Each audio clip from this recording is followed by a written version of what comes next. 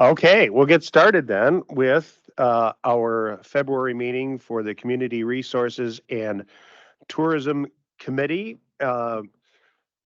Checking the roll, looks like we have everybody in attendance and in person today. We will start off with the approval of the minutes. Would anybody like to make a motion?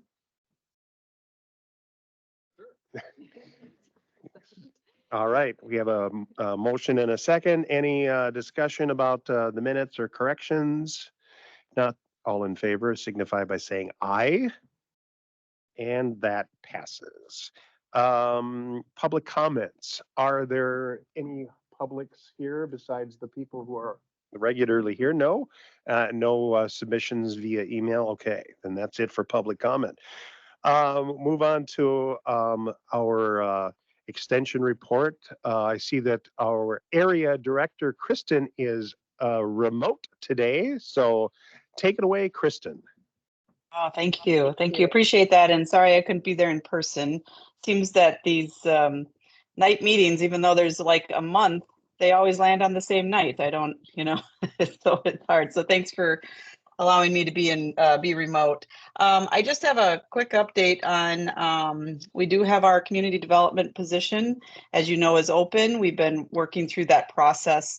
I did get support from the state to the state program area that we can move forward with that hire. And so currently working with the leaders in each of the counties, it looks like we have a PD put together that they're reviewing.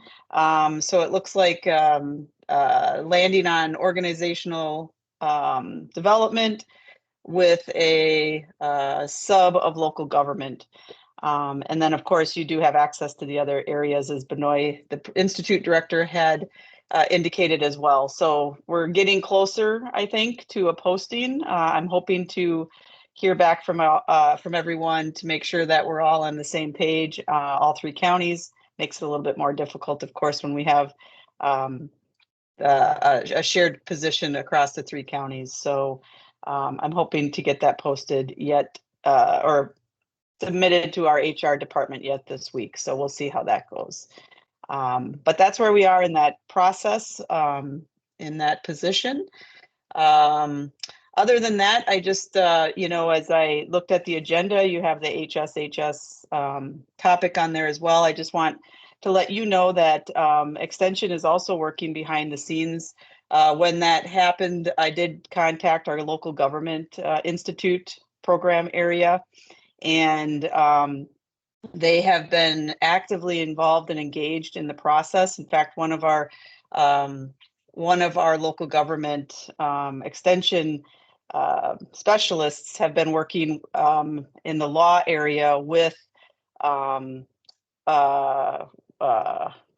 entity that is looking to purchase and make that a community hospital. So he's been working on the law end of that. So I just wanted you to be aware that, in these instances, when we have these local issues that come up, our state specialists, we do call on them and ask if there's any way that they can be involved, and they do work with us and for the betterment of the community. So that's a value added, of course, and also just value added to our communities here in this part of the state as we're working through a health crisis. So wanted to bring that to your attention as well. We'll likely have that in the next report so that we can share that a little bit more in depth with you.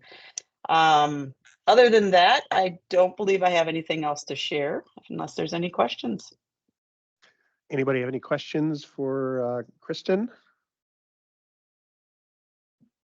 Mary, no? Okay. Thanks, Kristen. Appreciate the information, especially on how you guys are working behind the scenes with the HSHS closures, potential closures, and how you guys are taking a role in that. We'll move on to our written extension educator updates. I don't know if anybody had any comments or questions about that. Plus, we do have Sandy and Zach are here in the building as well. So if you guys had a chance to look through that, if you have any questions, feel free. Zach, I was wondering about Art U. Are you gonna have classes at the Mabel Tanger again, or is that just at Stout? Just at Stout? Okay, thanks. Anybody else? If not, oh, Supervisor Bjork, This is. microphone, please. Oh, yes. Other one. Positive thing on our extension 4-H program educator. If you look at his picture, it's a new picture, and I think he's better looking now than when he came. It's the job. It's a job. He's glowing. That's funny. I think it had the opposite effect on me. I definitely went a lot more gray after that. So. All right. With that comment, we will move on to our extension educator presentation, and Louisa is going to educate us and wow us with tales of her department. Oh gosh, you're setting me up for I don't know what. There you go. Raising expectations there, Jim. Thank you for having me tonight. Thanks everybody for coming. I'd like to just thank our supervisors for the service that you provide to the public.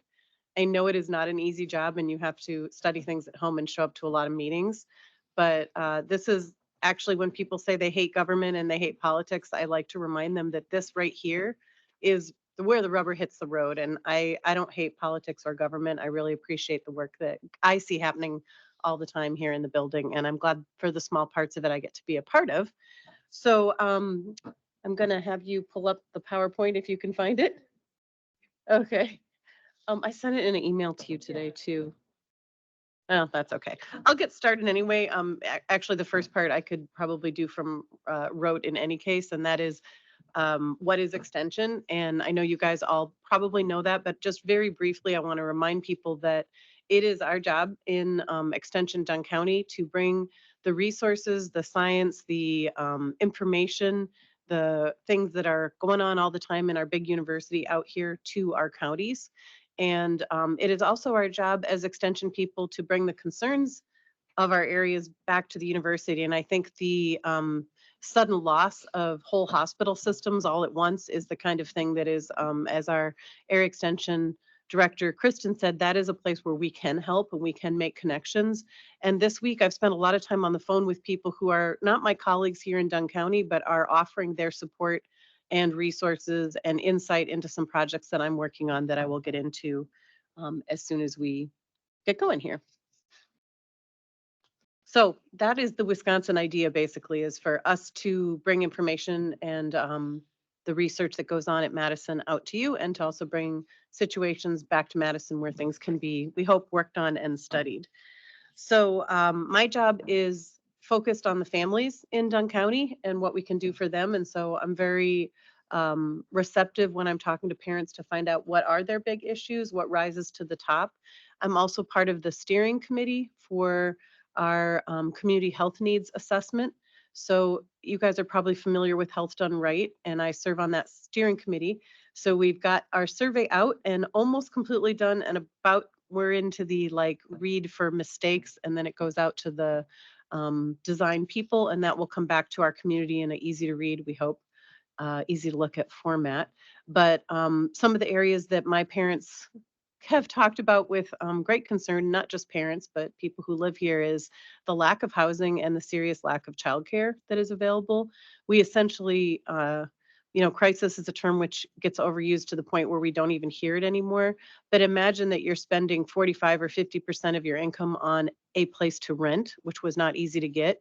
And then your childcare on average in Wisconsin is 27 or 28% of your income. So right there, you've got, let's say, conservatively 75% of your income is already taken up with the barest of necessities. So there is no wonder why we see a whole line of people at stepping stones waiting for some food support. It is hard even with two parents working. Even, I've heard people complain about people don't want to work. I don't think that's the case at all. I don't see that. I see people working really hard. But if you think about $15 an hour and how far that goes, when you're talking about, the lowest rents I've heard of recently are $1,300 to $1,400. That's for a single room apartment. And we have a staff member on our staff who's been valiantly looking for a place to live here in Dunn County and really getting stumped. So I'm continuing to work on those areas, and we have some exciting things coming up. And we can just send them the PowerPoint later too. I mean, you guys will just have to look at my face and not the pretty pictures. I did make a very pretty 7-slide PowerPoint for you. We'll get to it. So my first slide was about what I'm up to, where the rubber hits the road for local family engagement strategies under parenting education. I'm teaching a class, co-facilitating a class called Raising a Thinking Child, which is for 4 to 8-year-olds. It's one of the few classes we teach that is multiple weeks. So it's 6 sessions starting at the end of February and running to the beginning of April. And I co-facilitate that with Kula Vang from Dunn County, Dane County, who's one of our newer colleagues. And then also that's basically led by Missy Boblick from Barron County, who is just an outstanding educator. And I am proud that she is my mentor. And that is taught for 6 weeks, and we teach it twice a day for 6 weeks. We teach it in the morning and in the evening so that people can choose which class they can fit into their busy schedules. Also continuing to work on Parents Forever. I won't go into that one a whole lot, but that is the court-ordered co-parenting class for Dunn County. And I teach that in person every other month, and I teach it with Missy every other month online. And the online class is much better attended, as you might imagine. We typically have 20 to 30 students in that when we teach it. Very few come in person, so I often have to cancel that class on a Saturday morning, but it is available. And we do make accommodations for people who need Spanish interpretation or any other language. And for Raising a Thinking Child, the class I mentioned before, I'd like to mention that 2 Dunn County residents came in. Melissa was super charming and personable, and we heard from them that they might have some difficulty with the reading level of the booklets that we were handing out that they came to pick up for free. The class is offered free. So I was able to contact a university colleague in Madison, and they are planning to provide the family with a system for free that they will be able to link into and use essentially a machine reader to read the chapters of the book to them.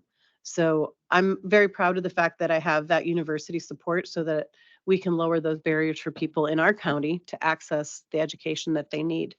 Continuing to work with Literacy Link and making reading memories at the Dunn County Jail, and working with Officer Pica to do a little rearranging for families that come to visit in person. I feel like it's really grim. Like this is kind of the color in there. I don't know what this color is, but we're going to put up something more lively and also have free books for families to take home. They do video conferencing there with their parent. So it occurred to us it might be nice to have books or something that they could look at while the parents are talking, or something to occupy small children. Under training for professionals, I've been working on training for local teams and early childhood educators. That'll be coming up in the spring. There's a grant opportunity that I'm hoping to be involved in that could help us build more daycares here in our county and across the state. I will let you know if any of that comes to fruition, but I am working with some of our local childcare centers to do some parent ed. And then that grant, if it comes true, will probably be involving other colleagues in extension. So maybe that new community development person, and also Jeannie Walsh in Chippewa on the financial education side of things. And then under collaboration with community, on my very nice slide that you can't see, I've been working hard with the United Way of Dunn County. I'm currently their VP, which is the president-elect, but I can tell you I'm not likely to have to be the president because there's some exciting new motion towards some things that I will talk to you about probably in a month or two that I think will really allow United Way to get back up and running for our community and also to a wider region by cooperating.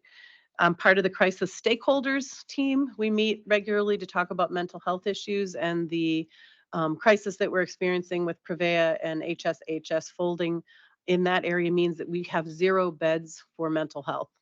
And people would have to travel a long way. So say you had a teen in crisis, they needed to be supervised and be someplace, you would have to go a long way away with your family to get them to where they need to be. So we're hoping to see that improve. The housing action team has been really active, and I'm also was invited by Kristen to join the housing, I always forget the name, housing work group, which includes many county supervisors and county employees and other people in the community.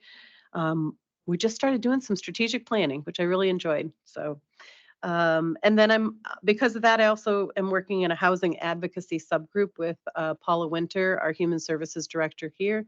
And we're trying to figure out how to advocate for the needs of our community as we're looking at the bigger topic of housing in our community. And then for statewide teams, I'll just read them real quick. I am on resilient co-parenting, fatherhood, just-in-time parenting, and early childhood and possibly childcare. That was that slide. And there's a slide up. Hey, now on the next slide. You want to go back one just real quick so they get to see that it was pretty. And I'd like to take this opportunity while we're all looking at the screen. Lindsay, can you unmic and wave? Lindsay is my program manager in family engagements and relationships. And she's here tonight. She actually provided me with some of these slides that I just filled in some of the information. Hey, Lindsay, welcome. Hi, thanks for having me tonight. Thanks for coming. All right, next slide. I'm almost out of time already. That went really fast. Local presence, statewide availability. If you look at the really kind of cluttered one up there, I have copies of this that I've given out to some of our service providers here in the building and to all the daycare centers and to the schools. And I have like a quarterly email that goes out with resources. This is just some of the classes that we are offering across the state, almost always free, available to everybody. And one thing that really came out of COVID is we figured out how to do our stuff online. And as you know, here, it is not easy if you don't drive to get someplace. If you have childcare issues, sometimes you can't go to classes. These classes are offered daytime, evening. There's even some weekend classes. And this year, we have 50 plus classes offered, even January to March, and Dunn residents are welcome to participate in those. We have a hot, beautiful new website that Lindsay worked on, and the family and parenting pages are really great. It leads you right to the classes. Also, a lot of resources that you can download and use that are age appropriate. So you kind of click on teens or you click on toddlers, and there's a beautiful array of university resources for our citizens. Next slide, please. Just want to mention that one of the things I'm really proud of, my colleagues did a big study of fatherhood, and I mentioned this the last time I spoke to you, so I won't go into it deeply, but we're now in a whole other level of research trying to figure out from the wishes of the fathers that we met with in our first study. We heard that they really would like some support from other dads. So we're starting some peer support and father programs that will be more father oriented. And for now, it is us, mostly female educators, using our colleagues across the state who are male, who are parents, to come in and help us teach some of these 1-hour courses, which I think have been well attended and really well received. So we're starting to work also with fathers who don't have full custody. There's a lot of questions about that. It's really a stressful thing when you're trying to be a dad and you have partial custody, and there's a lot to go through there. So we're working to provide those supports. And next slide, please. I am done. Thank you. And do you have any questions? Excellent. Any questions for Louisa? Larry, Yes, well. my old friend Larry, you always have questions. Go You for it. bet. Well, you hit on a couple of things that went through my head here and was presented. And at the county or at the state county legislative conference, Chris probably remembered better than I, but you know, the state sits on a lot of money that they have decided what to do with. And one of the things that they were talking about was supporting, I thought, daycare, or what was that, 0 to 6 with kids. And is that helping to pay for daycare, or what do you think that they were actually trying to get to? I think that there was a lot of discussion about the childcare needs across the state, and a little bit of a difference of opinion as to how those needs should be met between the two sides of the aisle. But I think an awareness that it's a need and some things that are in the works that will require collaboration in order for them to pass. So I mean, that along with, you know, the cost of housing and the cost of daycare seem to be a big item. I mean, I think the governor, loosely, because I'm not super versed in it, the governor supports the idea of assisting in a public education of childcare but in a private setting. So like you would be a childcare provider, but they would receive funding in order to be able to do that in a cost-effective way. And I'm not sure exactly what the Republican side, I'm not saying it's good or bad. I just don't know exactly what that is. Larry, just to make it clear too, the grant that we applied for, I believe is a federal grant. Is that right, Lindsay? Yes. Yeah, the money comes down through the USDA to 3 rural research centers in the country. And so one is at UW-Madison, the other is at the University of Vermont, and one at Auburn. And so the idea is to support rural economic development in Wisconsin. Thank you. And then the other thing, which I hear a lot in my household, about custody situations. And, there's lots of fathers out there that, they have custody, half the time or whatever the time. But one that is recently in my mind is that where the father has custody with he doesn't have custody. He's able to visit his children number of hours a week or whatever it was in a supervised setting. So I'm thinking, if you got somebody that has to visit their kids only in a supervised setting, he may need a little help in a lot of areas, but his kids might need a little help on how to relate to dad. And, with your parenting forever or whatever it is. I mean, I don't know if there's, and so one of those settings was a local church where the kids come to the church and then they see the dad at the church for a period of time. Are there, or would there be things that would be available in a setting like that the dad that's probably not doing a very good job would be able to sit down and work with the kids for his 3 hours under a supervised setting? I mean, that sounds lovely and ideal. I don't think we're set up to do that in extension. I think when people are given those requirements of supervised visits, there's usually a reason why, and I would assume that there's probably social workers who are working with that family.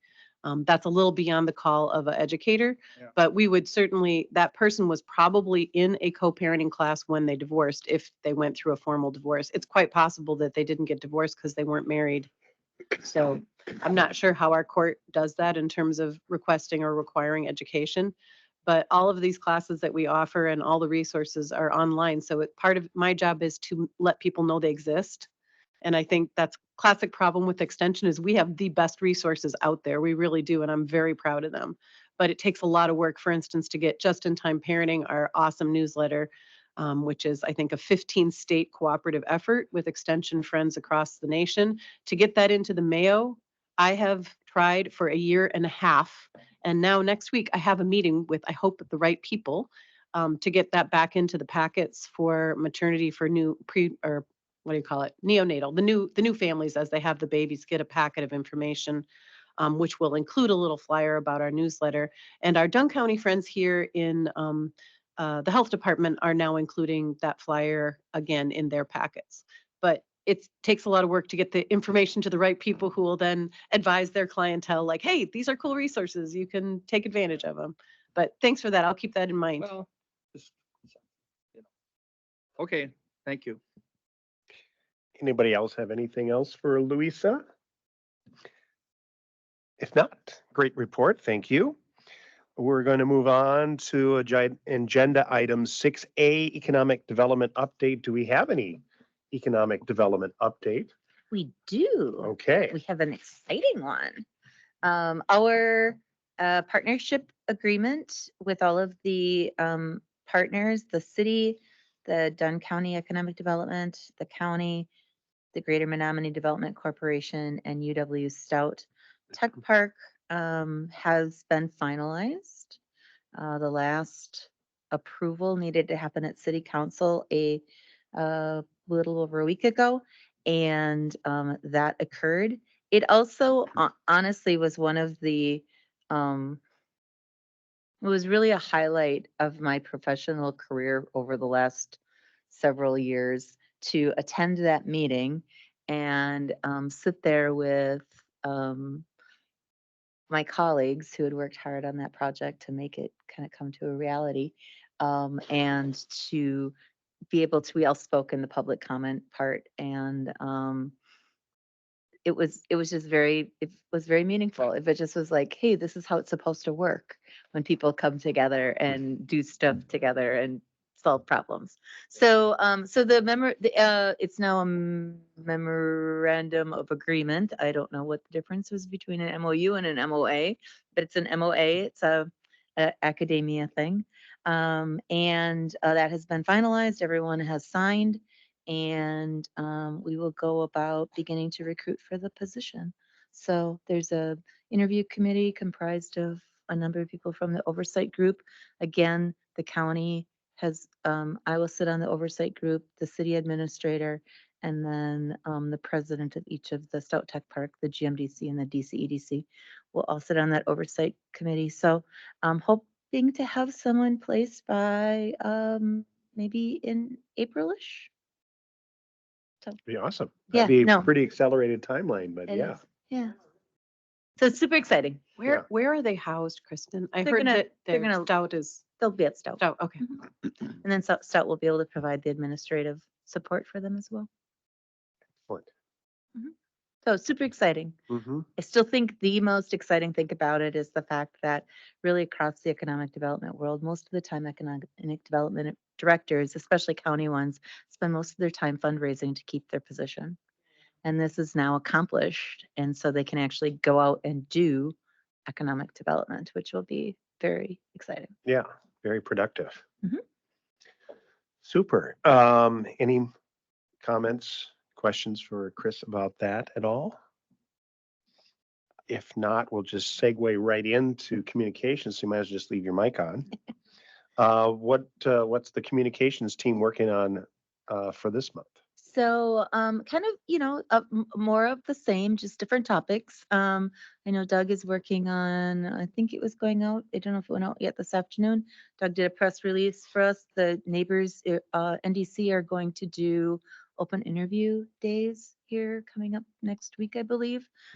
So he did a press release for us, for that. And Krista Vind did a really nice video, as well, kind of promoting that, working why it's a good idea to work for us. So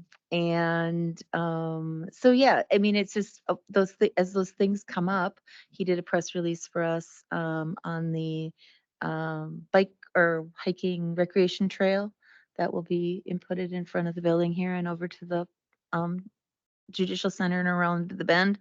And so, yeah, just kind of that. And Krista continues to be available.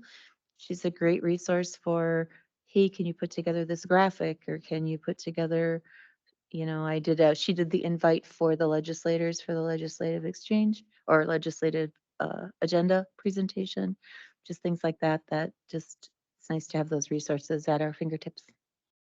Excellent. Larry? You mentioned the trail Mhm. here to Judicial Center. Yep. On this side or the other side of the hill, or, because they've been doing a lot of Brushing. brushing on this side. Yeah, they just started brushing. Yep, it'll run this side. So it will basically run. So if you recall, when they put in the road, the frontage road that runs in front of Purveya, there's Yeah. also a path, Yeah. or what, a paved path there. It will pop across the street there. Yeah. It's Lookout Road. Yeah. It's not, but it's not. Well, yes, it's not technically. Pops across the street and then comes into it. Drops into our parking lot. Yeah. But instead, it will kind of segue off of there and then run along, kind of along the front of the lawn part of this building. It will be a little bit more removed from the highway, but then it pops up and runs along that tree line, Okay. kind of into that tree line, down and then along kind of the edge of the parking lot at the Judicial Center and around the bend and hooks up to with the trail on the other side of the Judicial Center on Stokey Parkway. That's actually quite a nice spot, that hill. And I'm kind of glad to see us kind of making it part of the campus. Excuse me, I had a hard time saying campus because I haven't cared for the term for quite a while, but That's wonderful. So that's another great partnership. The city and the county used some ARPA money and shared in the cost of that about $250,000 adventure, and each funding half. And Isaac did the planning, and Isaac Steinmeier from Highway did the planning, and yeah, so it's a nice shared adventure as well. Excellent. Any other comments, Monica?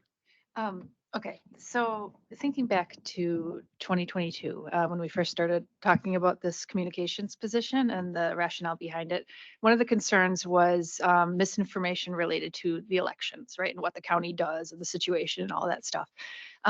Last week, three of us here were at a community forum for county supervisors and candidates. And a big concern that kept coming up was, of course, the county's debt. And from my perspective, there was a lot of misinformation, misunderstandings about what's going on with debt. And so I was wondering, maybe this has been addressed already, but could we address debt in? Does it seem like a good idea? No, it does actually, especially if information is being bandied about that is not accurate. It would be good to have something that's the big part of what that communications position is kind of responding to not only misinformation, but also just people having questions about Mhm. how it works. And I think a lot of people have no idea how they're used to their own debt. They're used to having home debt or credit card debt. And government debt is entirely a different sort of, I mean, it's financed differently, it's paid back differently. There's a lot of different things that go into it. So I think that would be a useful comparison, like, distill it down to the basics. Here's the kind of debt you're familiar with. Here's how government debt is different and how Dunn County compares to, say, other municipalities, other counties in Wisconsin or whatever, to show kind of, I mean, because we had at those county board meetings a couple months ago, we had a real good presentation about, how the debt is structured and where the county sits and how some real smart decisions have been made about managing the debt. And I sat through it twice and it took a while before it started to go through my head. So it would be great if we were able to distill that down to something that's fairly a lot more simple, with some graphs, but doing it in a way that's informative, but maybe even has some entertainment to it. So I mean, I think one of the pieces of that is, so I know that it's come up in the past. Why does Dunn County have a higher debt number than some of the other counties? Well, it somewhat depends on what you build. So for us, we built a nursing home and we renovated this building in 2 phases.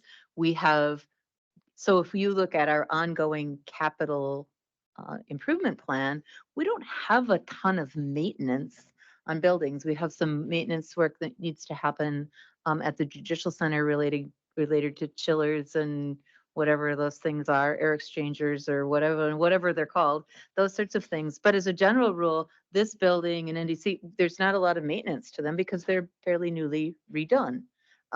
But so if you think about that versus, say, I'm just going to pick Pierce County. I have no idea what Pierce County has done, but if they essentially haven't built anything, haven't built a highway shop, haven't built a haven't renovated their courthouse, haven't had to expand their office space, don't have a nursing home, those types of things, they're not going to have that big debt service for some of those things. Now, that debt is diminishing for us. We're paying it off and it's going away. But you're right. It's very, I mean, if he's, it's more similar to the kind of debt that you borrow because you're buying a house, which most people can relate to, versus that you're buying a car that's dead in 5 years or 8 years or however long, or 25 years like Larry.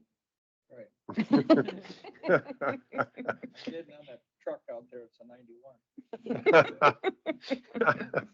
So yeah, no, we can definitely brainstorm about how to put something together. 'Cause Yeah. I think that's a great idea. Yeah, there were a few things that I've been learning that I was surprised about that were helpful, like the low interest rate that we're paying. You know, I imagined it being like a credit card debt, like 18% or something, right? And isn't it more like 4% And in less. that range? Mhm. Yeah.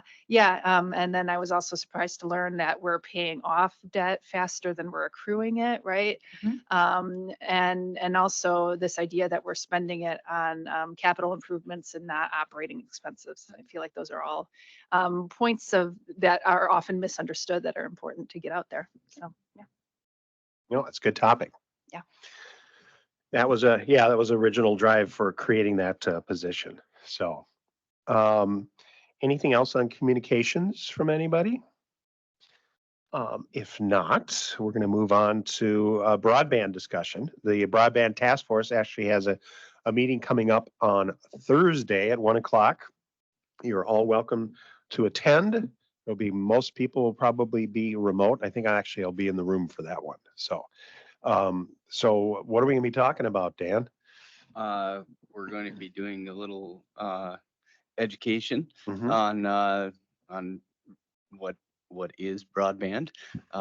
We have a video that's going to be provided by one of the providers in the county, kind of going over that, and a little time for Q&A afterwards. And then some more information that has recently come out about just the status of broadband in the state of Wisconsin. The Public Service Commission has recently released, I don't want to call them county scorecards, but it's something to that effect. So we'll kind of go over some of that information. And I guess we'll do an update on the BEAD, but we're waiting for Still waiting? waiting for the NTIA to approve the state's application before anything will move on there. So that's going to be hurry up, and then there's going to become an emergency to act. Well, they've already said it's going to be 1 week after that comes out that we will have to start jumping. So, and yeah, I think that's pretty much what we have on the agenda. And yeah, that's it. That's Any- all there is. We haven't really done anything other than set an agenda No. since the last meeting. Any comments or questions on broadband? Larry? I have really benefited from the broadband members of the committee and to get up to speed a little bit, believe it or not. And the young fellow from the tribes, Leonard, how did we ever get so lucky? Yeah. Yep.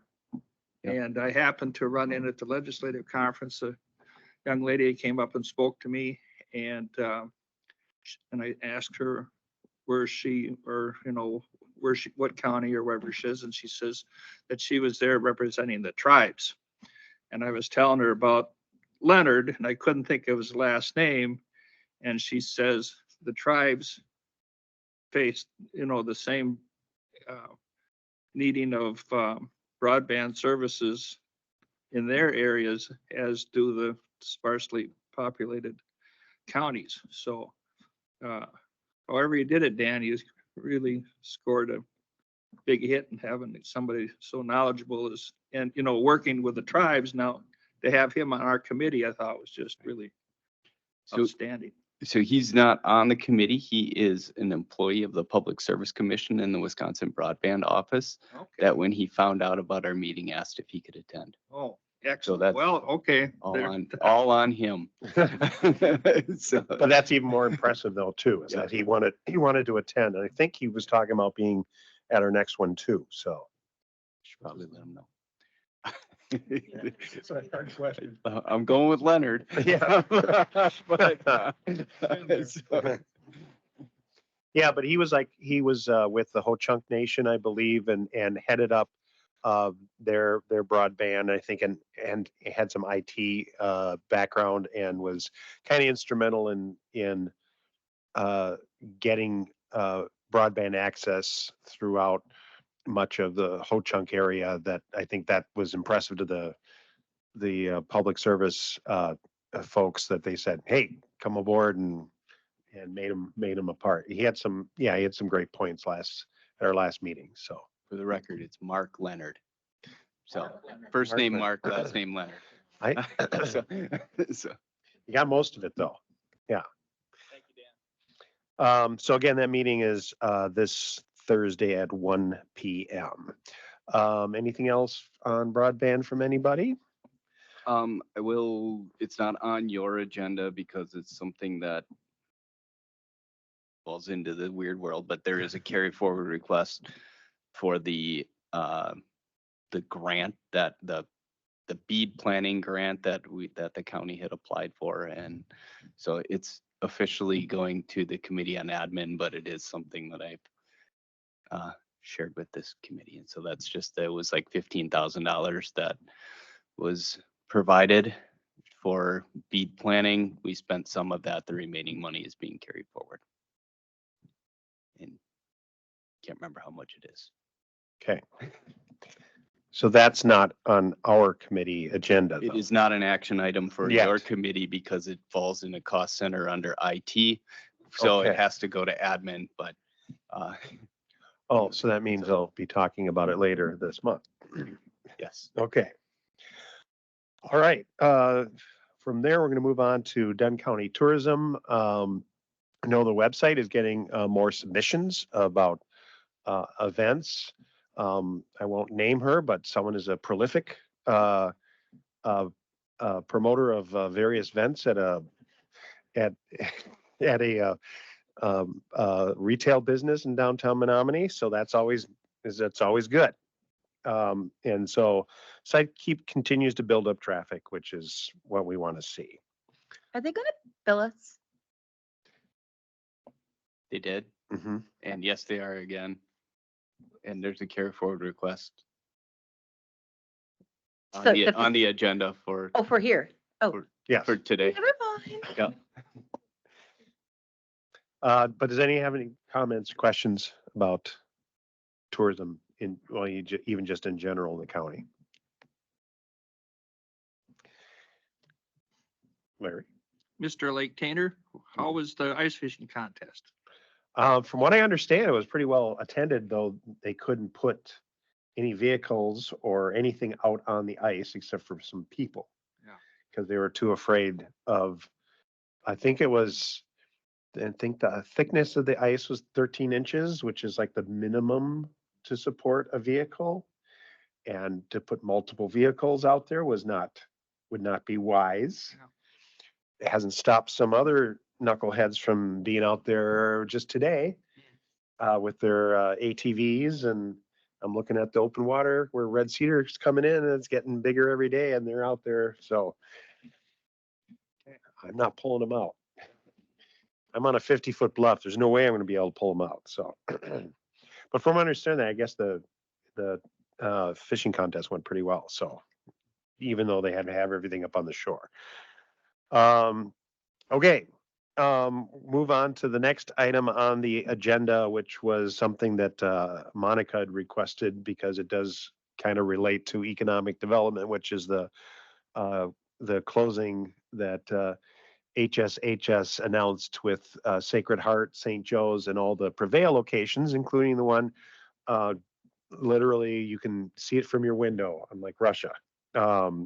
So So we thought we'd add it to the agenda. We know we were hoping to have a guest to maybe talk about it, and that didn't quite work out. So I guess I can leave it as kind of an open discussion. I know that Kristen had mentioned that that extension had actually reached out to the entity that's hoping to take over those facilities, and I know there's some pushback. I had heard too that they're not following some rules that are in place as far as uh, it's kind of an accelerated timeline as far as closing and eliminating positions and services very quickly. So without having any guests, I thought I would just kind of open it up to some discussion. So I'll actually throw it to you, Monica. What made you kind of prompted you to kind of bring it? Thought it was important enough to add to our agenda. Well, I don't know a whole lot about economic development, but I do remember a few months ago when Chris was first starting her project and doing some research. I think I remember you bringing up hospital facilities as one important element. And so learning that one of these is going away just raised my alarm bells that maybe this is going to be a problem for economic development in our county. So just wanted to have that discussion and talk about if there's anything we should be thinking about doing in response. So last week, when a group of us were at the Wisconsin Counties Association Legislative Exchange, it was a topic of conversation brought up several different times with regard to not only the impact to the Chippewa Valley, but also other places concerned that it would be replicated in their communities as well.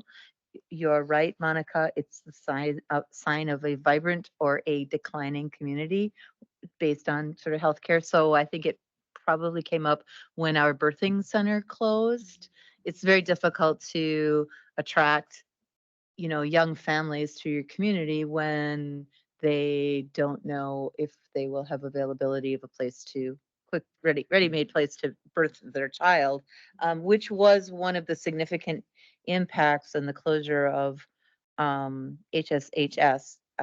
Marshfield Clinic has since indicated that they will open an additional 20 maternity beds in their facility, which will serve 450 births in a year, but there are 900 pregnant women being served by the Prevea HSHS system, St. Joe's system in the Chippewa Valley.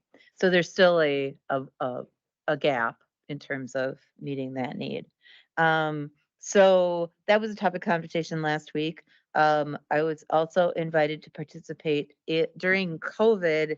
The Eau Claire Chamber of Commerce spearheaded a community recovery task force, similar to some of the work that we did. Theirs is a little bit obviously more developed and had a lot of other little fingers to it.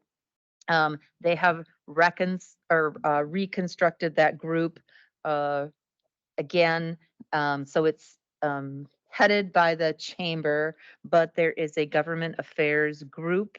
So it's the county administrator, Chippewa, Eau Claire, Dunn, and then several of the city of Eau Claire, city of Altoona, city of Menominee, and then a bunch of other people that are kind of peripherally related that have met now twice.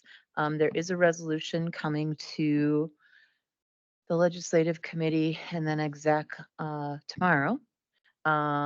Basically just asking, it's a bit of a feel good in a sense because there's no teeth to it, but basically asking them to slow down the process. It's the same resolution that will go to those other entities across the Chippewa Valley as well, hoping that sort of the shared messaging will send a message. That being said, it's been repeated a number of different times that Prevea and HSHS aren't necessarily being particularly open and helpful to communities for whatever reasons that I wouldn't claim to understand necessarily. So Eau Claire and Chippewa certainly have had a more direct hit in terms of impact, both economic development impact directly from 1,400 positions, that will no longer exist, as well as then, so as someone indicated in things that I hadn't previously thought about, but so schools do projecting of student populations and what happens when upwards of 1,400 people leave your communities with their families, or some percentage of that. Similarly, employers, if one partner is employed at HSHS and the other partner is employed with the school district or the county or whoever, and now one partner has to move from the community, now you've lost two people out of your workforce in your community, plus the kids in the school, et cetera. So there's a lot of ripple effect to that. So they've certainly had much more direct impact to that. So for instance, I just wrote down a list of sort of things that I'm aware of that are kind of those things that you don't really think about. So, so someone that I worked with in the economic development world who works here, for Stout, his wife works for the city of Eau Claire, and they have Prevea 360 as their health plan. And this is not a qualifying event to change your health insurance Ooh. because the health provider continues to exist. You just need to Oh. go to Wausau or Green Wow. Bay or wherever for your care. So some of those folks will be tied into a health plan through the end of the year, at least. That will not necessarily serve them very well. A woman who works in the regional office for the Department of Health Services, she's in the middle of cancer treatments and she's going to Green Bay now for her cancer treatments. Is that because they have already eliminated that locally? Ooh, so yeah, so winding down local services has already started Yes. rapidly. Yes. Similarly, not necessarily unheard of that people are appointing well into June, sort of for routine medical care. If something wrong, I need to see my physician. Even from here, because with the loss of Prevea, the Lisa mentioned it, probably one of the big impacts for us directly would be the lack of loss of 22 mental health beds, and I believe 10 of those served kids. So there is no resource now for children outside of Winnebago to go that far away. So from the work group last week with the chamber, Senator James is attempting in these last 2 weeks of legislative work on the assembly side, I believe. He's are on, gonna be he's done. a senator. I know he's a senator, but I think they're trying to get it through The assembly the first? assembly because the Okay. Senate's going to try to run a little bit longer, or maybe it's the other way around. But anyway, he is attempting to so if you recall, there was $15 million of general purpose revenue allocated to HSHS for the expansion of mental health bed space. It never got spent. So,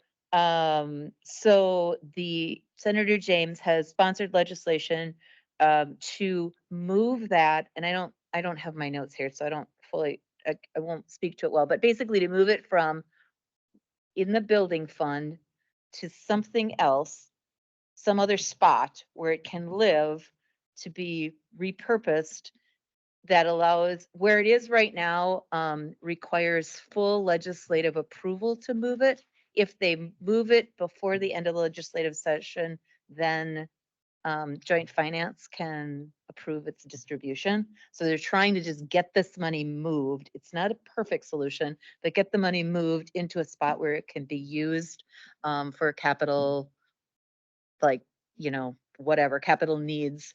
It can't be used for operational needs, so it has some limits. But basically, trying to get it into a spot where it's usable yet this year without having to bring the legislature back for full approval.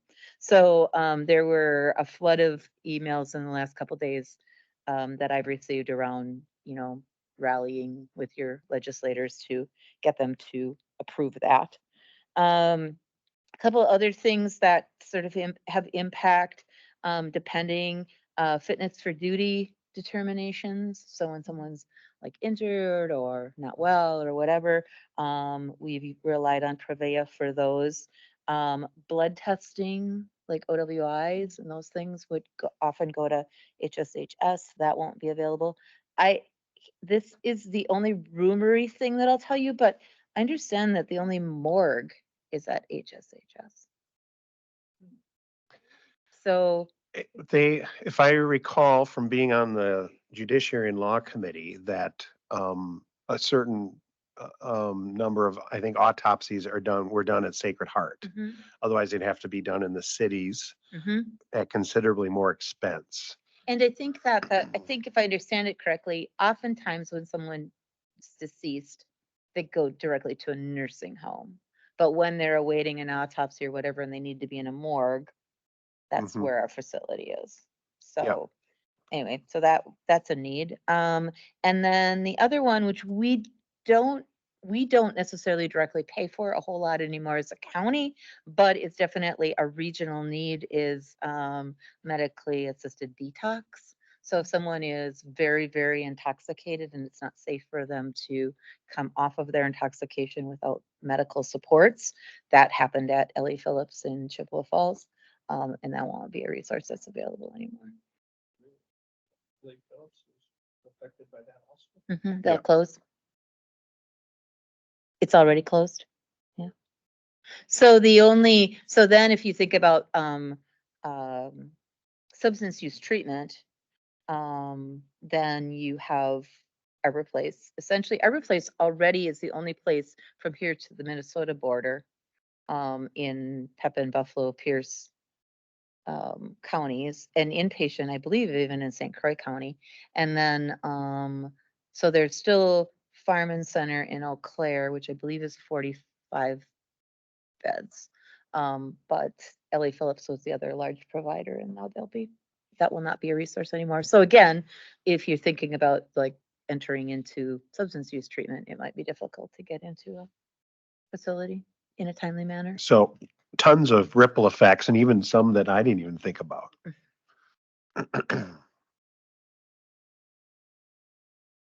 So I'm going to continue to attend there's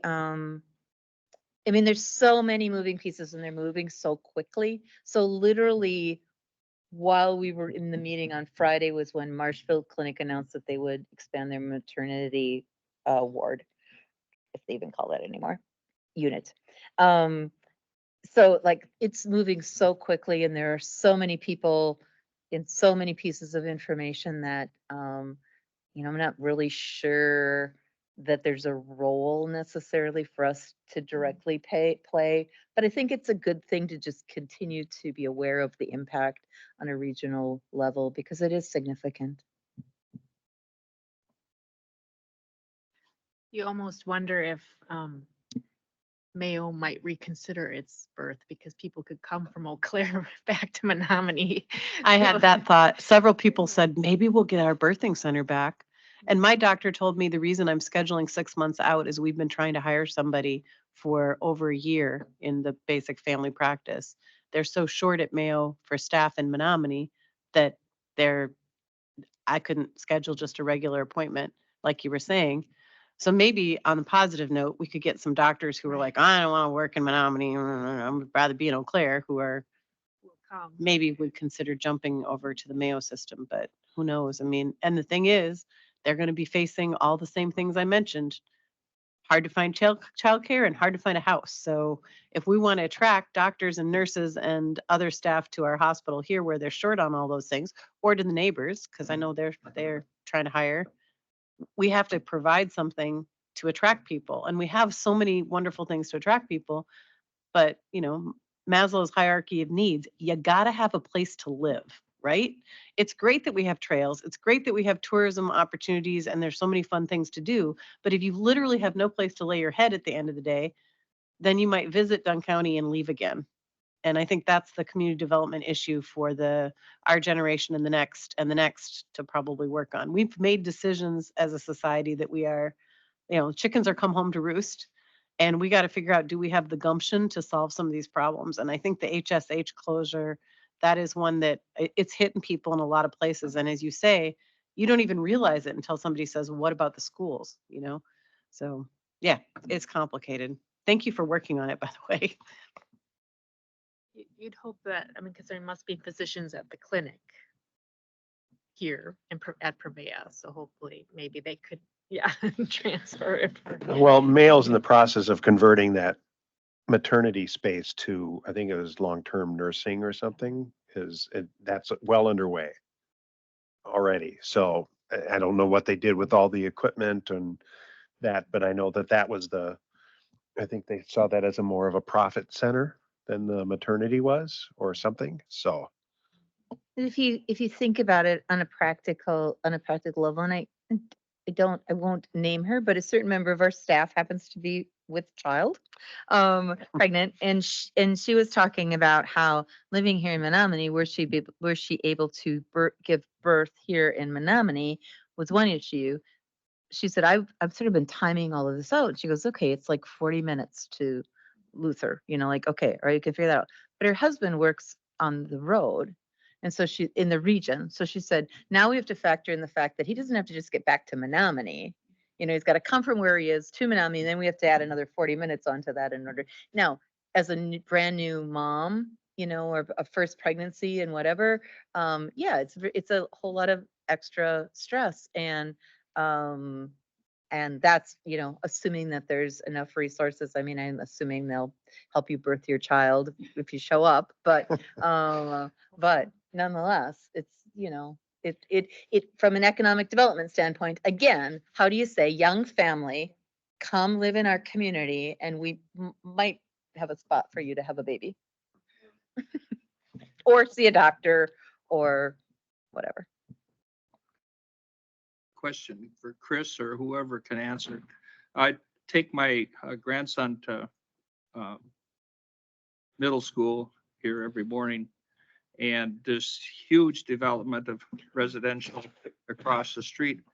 Who keeps track of what's becoming available? I mean, we always talk about there's no housing available, and I get it, but who keeps track of what housing is going to be here in 6 months up on top of the hill there? Sure. I just heard people were moving in last week, so. Yeah, so the city has their finger well on the pulse of, I mean, in the approval, the specific number of units. Those are actually 2 developments.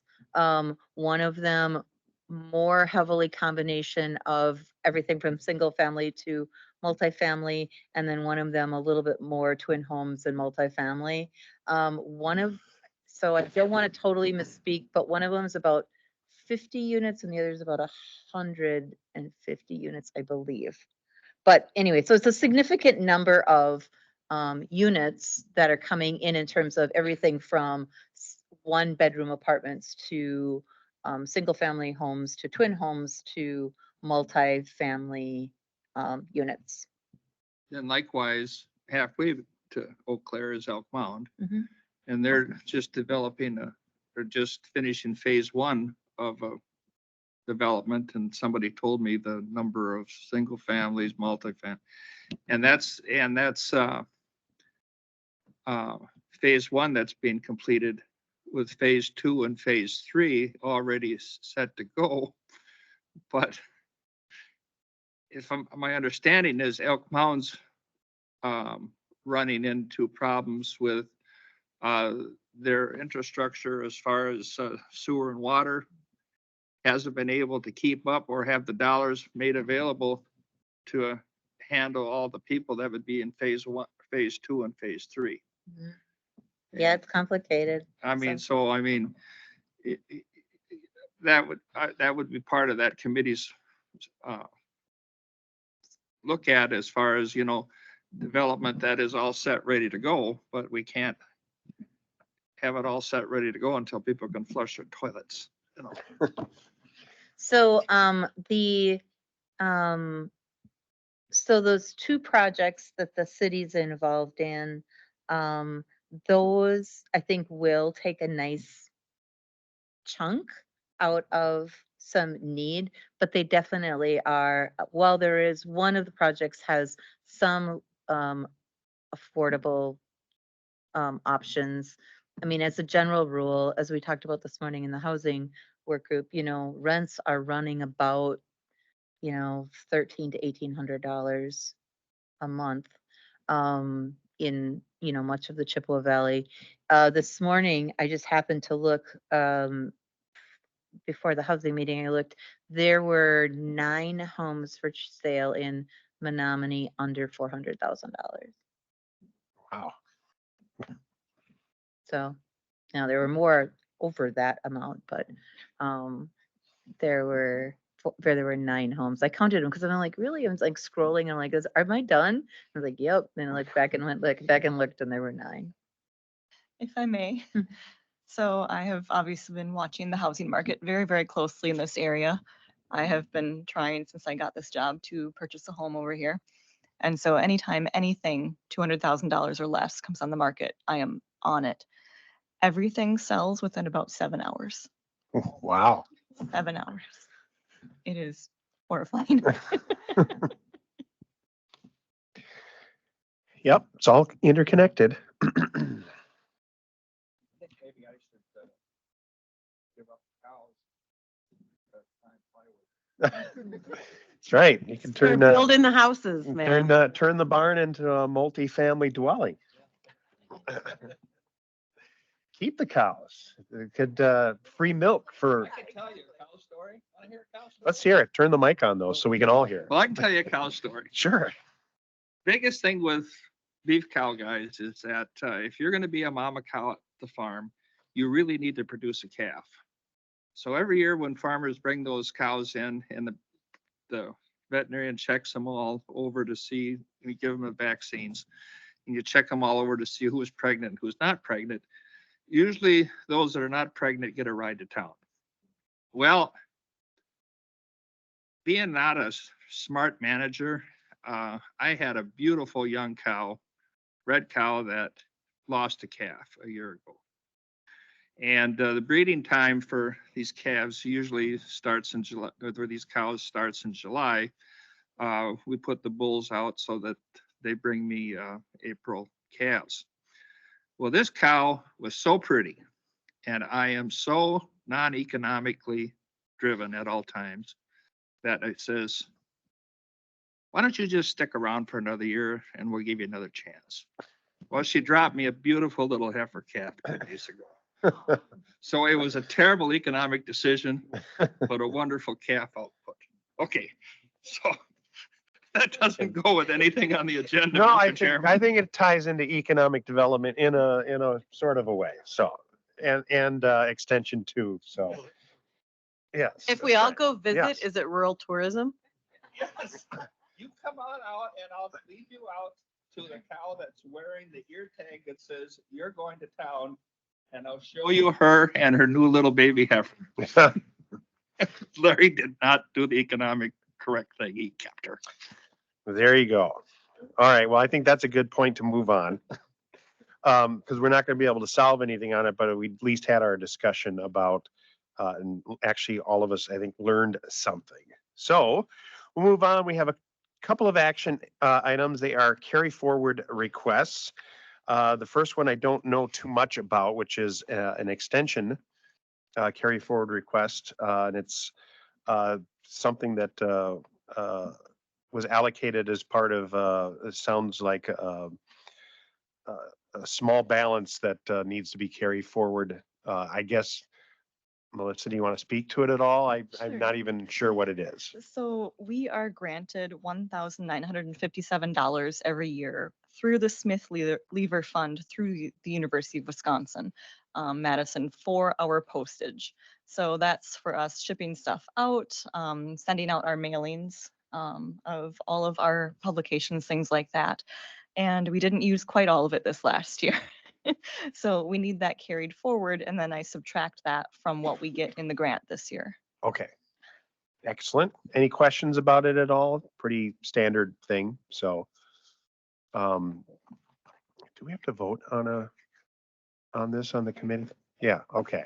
So, someone like to make a motion, about the, carry forward to, advance that then to the executive committee for extension? Anybody? So moved from Supervisor Quinn. I'll second. And Supervisor Vogel seconds. Any more discussion? If not, all those in favor signify by saying aye. That passes. And the other carry forward request is for the, is basically for the Visit Dunn County website. This was money that was put into the budget, I think 2 years ago now, and was never going to be completely spent on that. And this basically takes care of maintenance of the site going forward into this coming year. So again, it doesn't impact the budget because it was already in the budget. So, and it just kind of moves it forward. So are there any questions on it? If not, we'll need a motion and a second to move that carry forward request forward. Motion from Supervisor Bjork, second from Supervisor Barrier. Any other discussion? If not, all those in favor signify by saying aye. Aye. And it passes. Announcement, next meeting is Tuesday, March 12th. Same place, same bat channel, same bat time, right here in this room. Room 54, where are you? Any other announcements from anybody on the committee? If not, then we are adjourned.